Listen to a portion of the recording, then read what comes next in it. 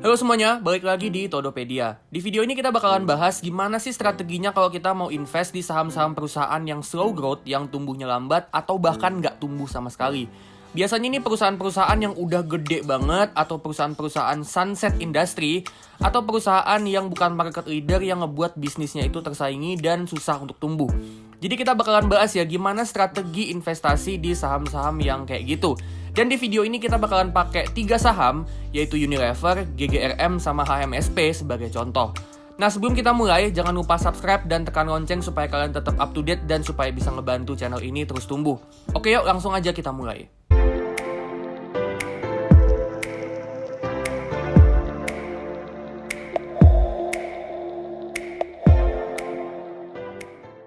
Oke, jadi saham Unilever, GGRM, sama HMSP ini yang pertumbuhannya belakangan ini udah melambat.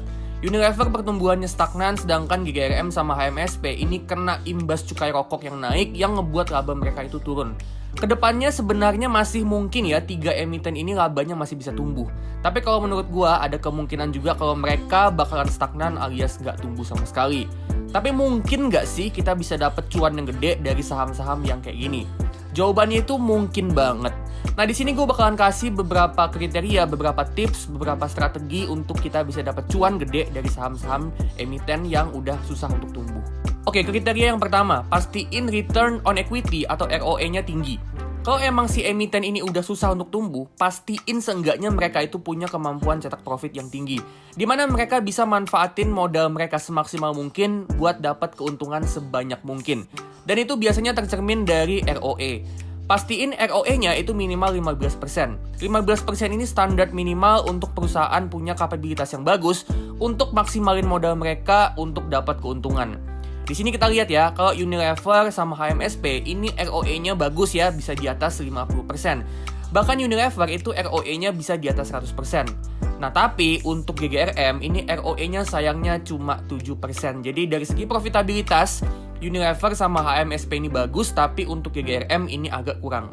Tapi perlu kita tahu ya, kalau ROE yang tinggi itu biasanya karena bisnisnya itu banyak dibiayai sama utang. Yang artinya utang perusahaannya itu gede.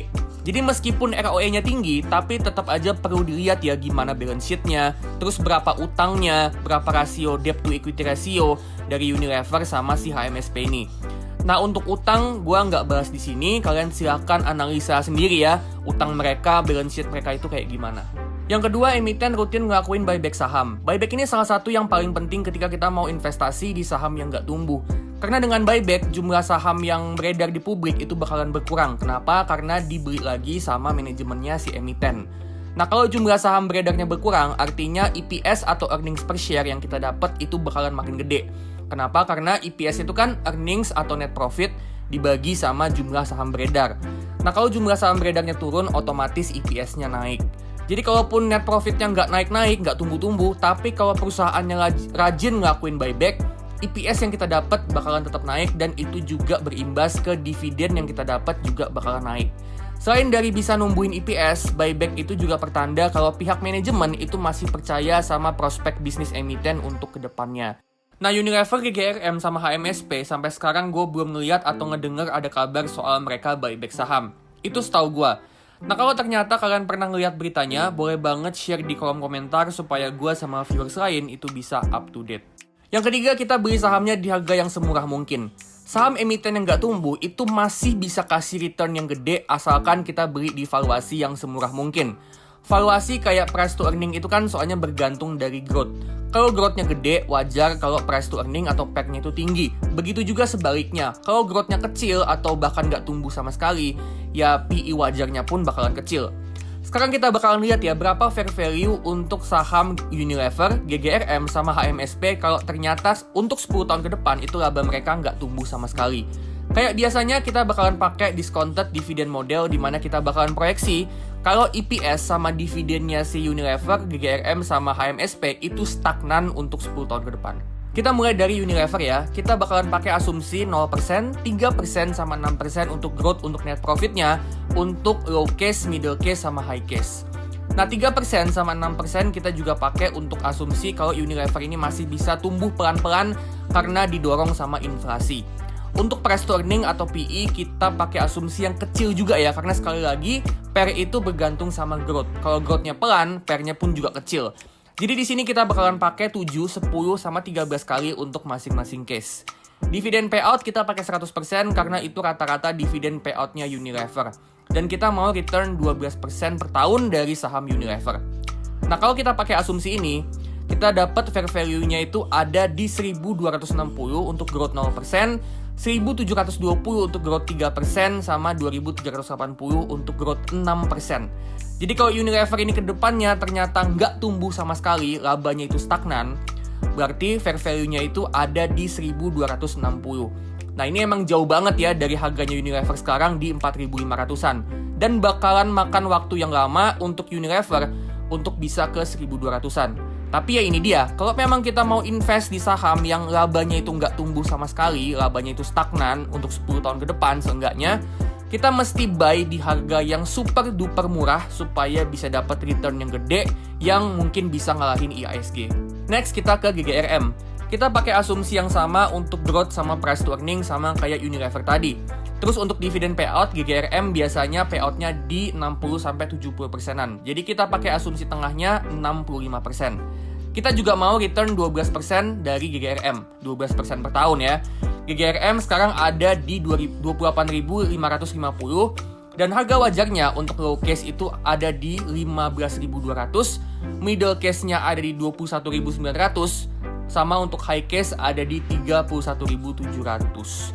So, kalau kalian percaya nih GGRM bisa grow 6% per tahun, labanya bisa tumbuh 6% per tahun untuk 10 tahun ke depan, harga sekarang ini masih under value. Tapi kalau ke depannya GGRM ini labanya itu kira-kira nggak tumbuh sama sekali, berarti bagusnya kita beli di harga 15.200 kalau kita mau dapat return 12% per tahun. Tapi karena kita tadi udah lihat ya, ROE-nya GGRM ini agak kurang, jadi sebaiknya untuk GGRM ini kalian agak hati-hati dan kalau bisa research-nya itu mendalam banget. Terakhir kita ke HMSP. Asumsinya juga sama ya untuk growth sama price to earning. Terus untuk dividen payout, HMSP biasanya payout-nya itu 100%, yang artinya dia rutin bagiin semua labanya itu jadi dividen.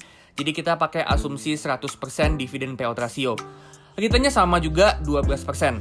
Nah, HMSP sekarang itu ada di harga 930 dan harga wajarnya untuk low case dengan growth 0% itu ada di 411, middle case dengan growth 3% itu ada di 563 dan untuk growth 6% itu ada di 780.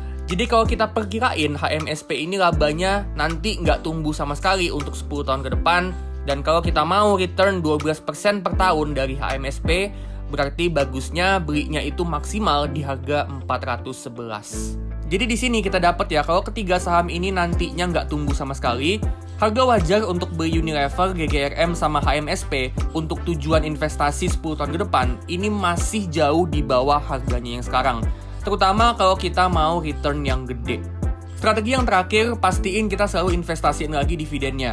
Dengan kita investasiin dividen dengan beli lagi sahamnya, misalnya dari dividen Unilever, kita beliin lagi saham Unilever, itu bakalan ngebuat ada compounding interest yang kita dapat dari dividennya, dan itu bakalan kasih return yang bagus meskipun perusahaannya itu nggak tumbuh sama sekali dalam jangka waktu yang panjang. Oke, itu dia ya, gimana kriteria dan strategi investasi di saham emiten yang nggak tumbuh sama sekali. Gua recap ya, strateginya itu yang pertama pastiin profitability-nya bagus, yang kedua emitennya itu rutin ngakuin buyback, ketiga beli di harga semurah mungkin, dan yang keempat itu investasiin lagi dividen yang kita dapat. Nah, kalau kalian punya pendapat lain tentang gimana strategi investasi di saham yang nggak tumbuh, silahkan tulis opini kalian di kolom komentar. Jangan lupa like, comment, and subscribe, dan tekan lonceng supaya kalian up to date sama channel Todopedia. Disclaimer ya, gue nggak pernah ngajak atau rekomendasiin untuk beli atau jual saham apapun.